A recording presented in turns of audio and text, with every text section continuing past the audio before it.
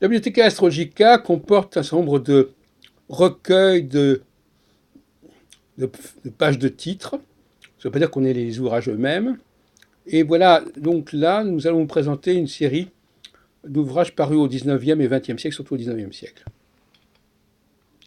Nouvelle conjoncture pour confirmer la fin prochaine du monde, 1831.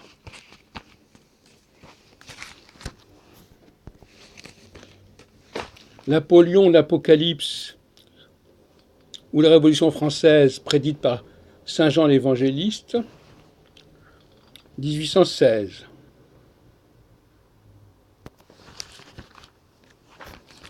Le secret du zodiaque, par le recteur de Tréorintec, Morbihan.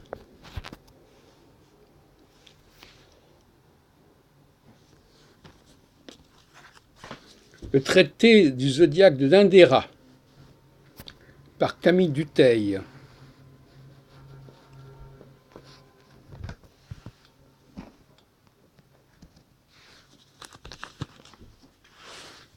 Recherche sur la signification et l'origine, la signification des constellations de la sphère grecque, par un certain C.G. Schwartz, 1807. Ça, c'est pour vous mettre en appétit. Et cette philosophie religieuse sur les monuments astronomiques des anciens, par Pécase, et sur la concordance intime du zodiaque avec la théologie sacrée, Bordeaux, 1829. D'un certain A.P. Sinnett, Le monde occulte, hypnotisme, transcendance en Orient, traduit de l'anglais, par F.K. Gaborio, 1887. On est avec la théosophie, là. Almanach météorologique par H. Duchossois, pas le même Duchossois que nous connaissons à Montpellier. À l'origine des cultivateurs, à l'usage des cultivateurs, Amiens, 1898.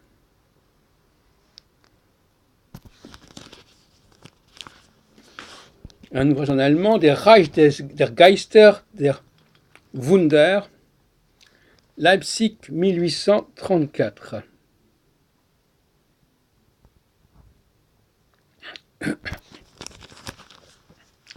Encore un truc en allemand, Die Kunst des Kartenlegers und Wahrsagers, l'art des cartomanciens en allemand.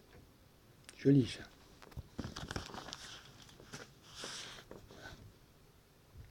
Et puis je passe à une autre série qui est celle des revues astrologiques françaises. Je vais vous en montrer certaines.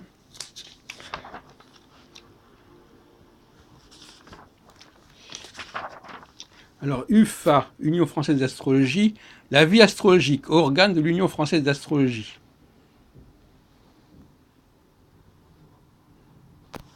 Janvier 1939. La science astrale, revue consacrée à l'étude pratique de l'astrologie.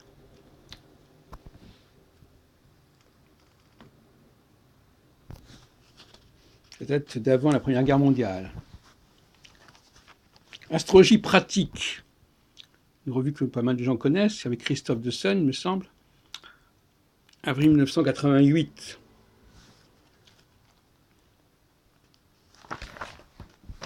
La revue Demain, la revue belge. C'était en 1980. Par G.L. Brahi, Centre belge pour l'étude scientifique des influences astrales. L'astrosophie.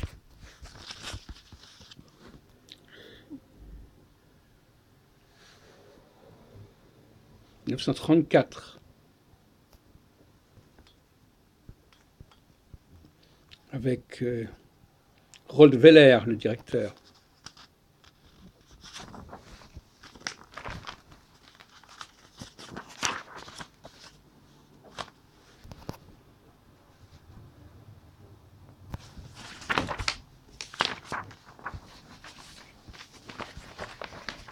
Destinée fraternelle.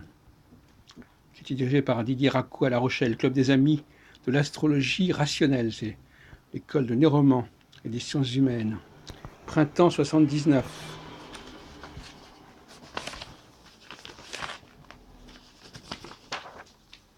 Votre bonheur et votre destin, dirigé par Maryse Choisy. 1935.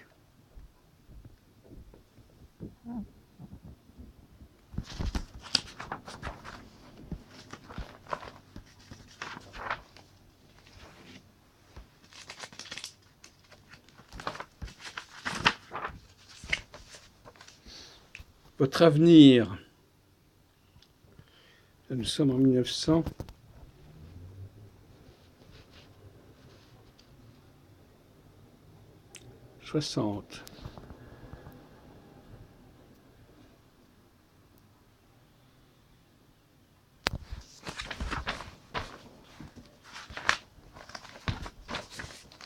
Consolation, encore une fois, Maryse Choisy,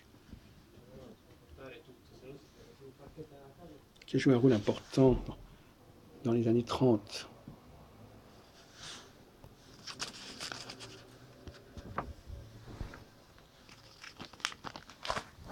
Modern Astrology, 1880, fondée en 1890, qui a eu une édition française. Et la Société astrologique de France est née dans ce cadre-là en 1909.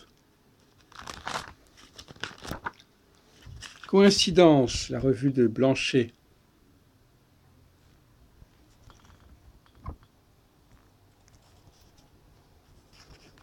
Non, coïncidence, c'est la revue de Jean Hoyoux, à l'INACL, l'Institut national d'anthropocosmologie de Liège. Excusez-moi.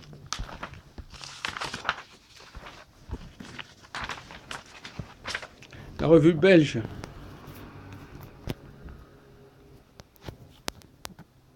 D'astrologie moderne de Brailly, mais cette fois-ci c'est en décembre 1926. Organe officiel de l'Institut astrologique de Belgique. C'est l'ancêtre de la revue Demain.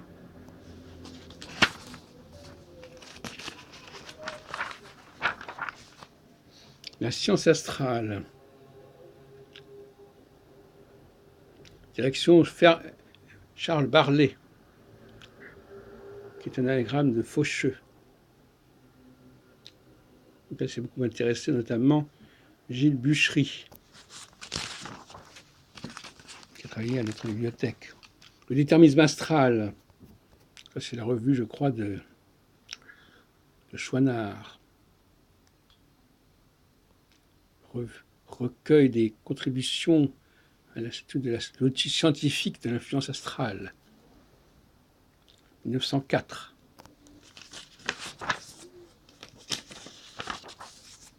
Trigone, dans les années 70, quand j'étais un des rédacteurs en chef, en 74 et après, 73-74.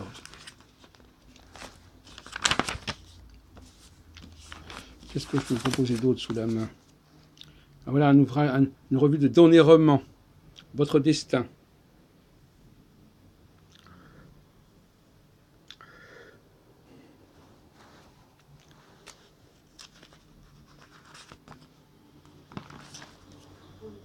Puis Astrologers Magazine, 1893.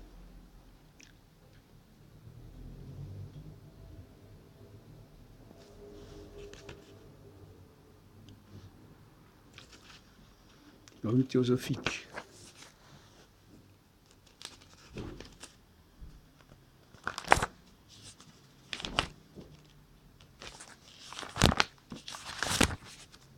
Sous le ciel, la revue de Don Néroman. 1936.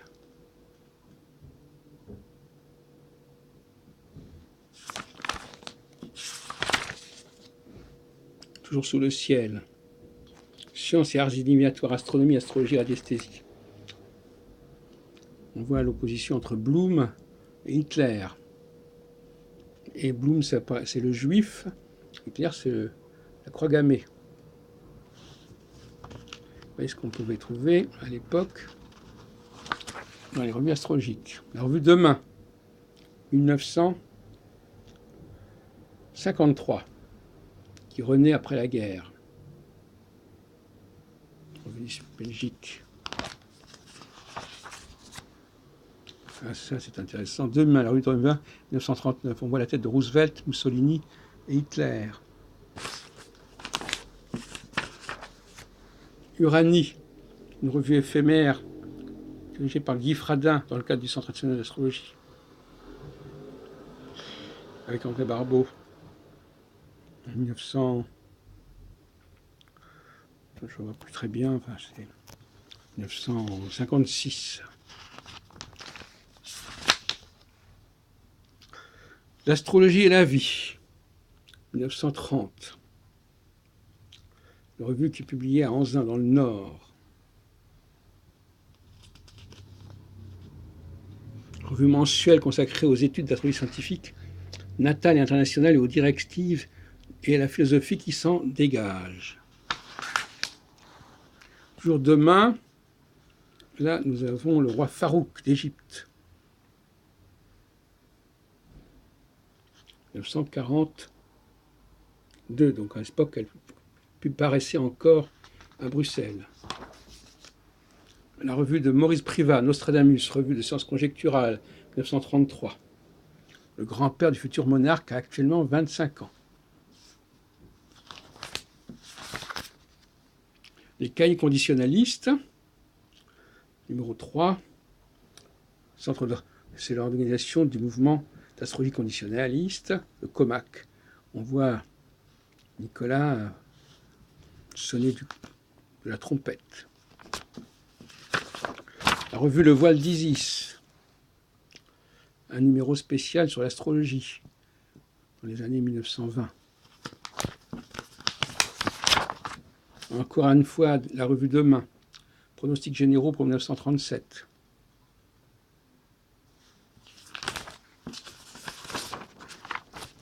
Encore Le Voile d'Isis, numéro sur l'astrologie, Almanach astrologique 1932.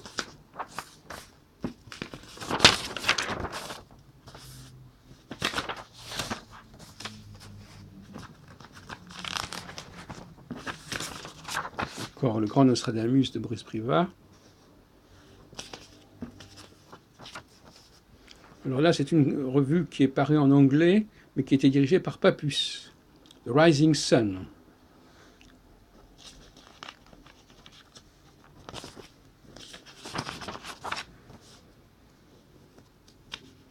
Et là, La Curiosité, journal de l'occultisme scientifique, 1894, avec un article sur le sémitisme. Le Voile d'Isis, 1894.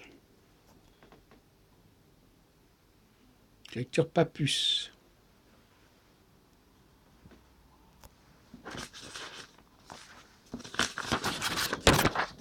L'écho du merveilleux, directeur Gaston Méry.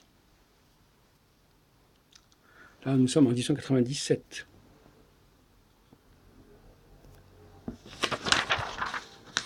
La science astrale, 1904, première année de Barlet. Astrologie théorique et pratique. Voilà un document très intéressant, paru dans l'Almanach astrologique. On voit ce document où on voit l'iconographie des maisons astrologiques, qui est un document très rare et qui s'est perdu. On ne sait pas que les maisons astrologiques avaient également une symbolique, et qui est en rapport d'ailleurs avec le tarot. Encore un numéro spécial du Voile d'Isis sur l'astrologie.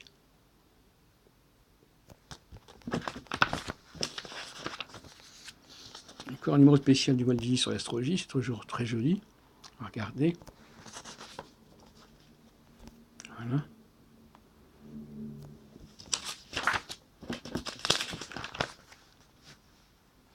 Le Voile d'Isis, numéro spécial, présage 1930 sur l'astrologie. Voilà.